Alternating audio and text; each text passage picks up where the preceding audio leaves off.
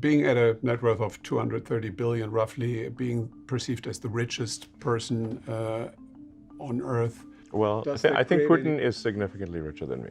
You really do, yeah? Yes. I mean, there's been many times where I expected to lose everything. Who starts a car company and a rocket company expecting them to succeed? Certainly not me. I thought they both had less than a 10% chance of success. And frankly, I wasn't wrong in that in 2008, we had the third failure of SpaceX, and if the fourth launch had failed, SpaceX would be dead in 2008. We had no money for a fifth launch. And for Tesla, Tesla's been on the verge of bankruptcy many times.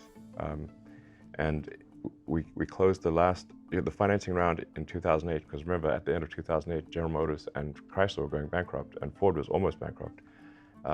So imagine trying to raise money for an electric car startup while General Motors is going bankrupt. I mean, people were angry that I even asked. But we were able to just barely raise enough money to squeak by and close the financing round for Tesla on the last hour of the last day that it was possible in Christmas Eve 2008. And if we had not closed that financing round then, it would have gone bankrupt 2 days after Christmas. With all your knowledge and products, services, you are almost a strategic weapon in modern warfare.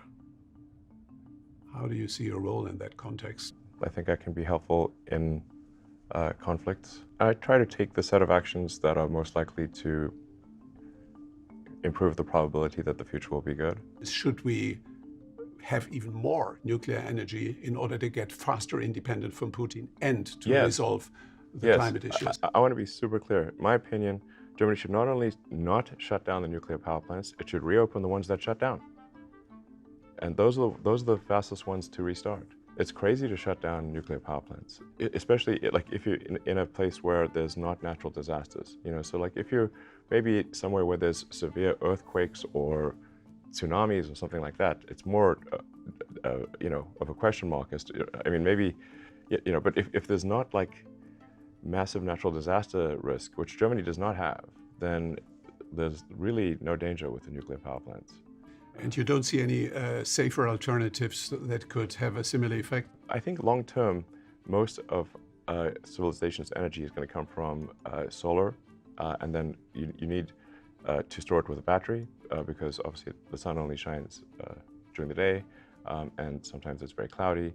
So you need solar batteries will be the main long-term way that civilization is powered. But between now and then, we need to maintain nuclear.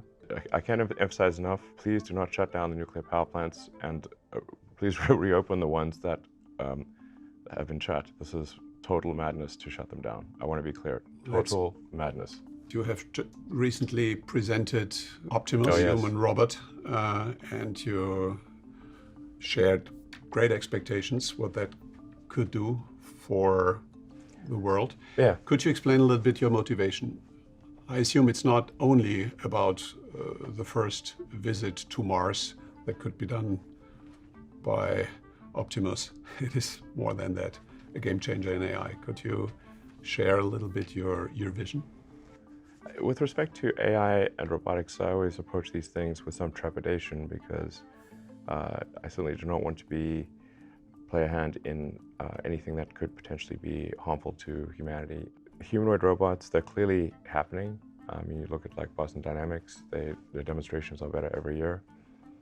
So there will be humanoid robots. I mean, the rate of advancement of AI is very rapid. Talking about speed, you have the vision that one day Starship could be able to get from A to B in 30 minutes all around the globe. Is that correct? And if so, what would the time frame for this vision?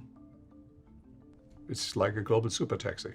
You can just go from San Francisco to Nairobi. Yeah. I mean, the landing will be loud. So you'd want to probably be connecting, cities that are next to oceans or seas, such that you can land maybe, far enough offshore that the landing noise is not disturbing to people. But I'm surprised that one topic seems not to be too fascinating for you, and that is the project of longevity and increased lifespan significantly. Why are you not passionate about that? Well, You're not personally interested in living longer? I mean, I don't think we should try to have people live for a very long time. It would cause ossification of society, because the truth is, most people don't change their mind; they just die. And so, if they don't die, they will be stuck with old ideas, and society won't advance. I think we already have quite a serious issue with the gerontocracy, where the leaders of so many countries are extremely old. Look, I mean, in the U.S., it's, very, very ancient leadership, and it's just impossible to stay in touch with the people if you're, at the, if you're like many generations older than them. And the founders in the U.S., they put minimum ages for political office, but they did not put maximum ages, because they did not expect that people would be living so long, but they should have. Because you really want, in order for a democracy to function well, the leaders must be reasonably in touch with the bulk of the population. And if you're too young or too old, you can't say that you would be in touch. Is there anything that you really would like to achieve which you think is going to be impossible? Impossible is a strong word. You don't like that word? Well, it's a strong word. I mean, I sort of approach things from a physics standpoint, and the word impossible is, more or less banned in physics. I'm really worried about this birth rate thing. That's been troubling me for many years, because I just don't see it turning around. Every year it's worse. And I drive my friends crazy. Walter Isaacson is planning a biography, and he has written a biography on Einstein, on Steve Jobs, on Benjamin Franklin, and Leonardo da Vinci. Among the four, with whom would you like to meet and have a glass of wine? Well, I mean, it'd be an honor to meet any of them, even for a minute. I think Ben Franklin would be the most fun at dinner. And who is the one where you would say, I'm closest to him? Would it be Leonardo da Vinci? I think I'm You're a Renaissance man, pretty different from those people, everyone there. It might actually be Ben Franklin, frankly. He did a lot of science and engineering stuff. I don't know, but it's funny, Da Vinci thought of himself first and foremost as an engineer. And, for the time, he was pretty impressive. What is your biggest hope? My biggest hope is that humanity creates a self-sustaining city on Mars. You have once said, if I'm not in love, I cannot be happy. Are you happy at the moment? I think there's degrees of love, but certainly for one to be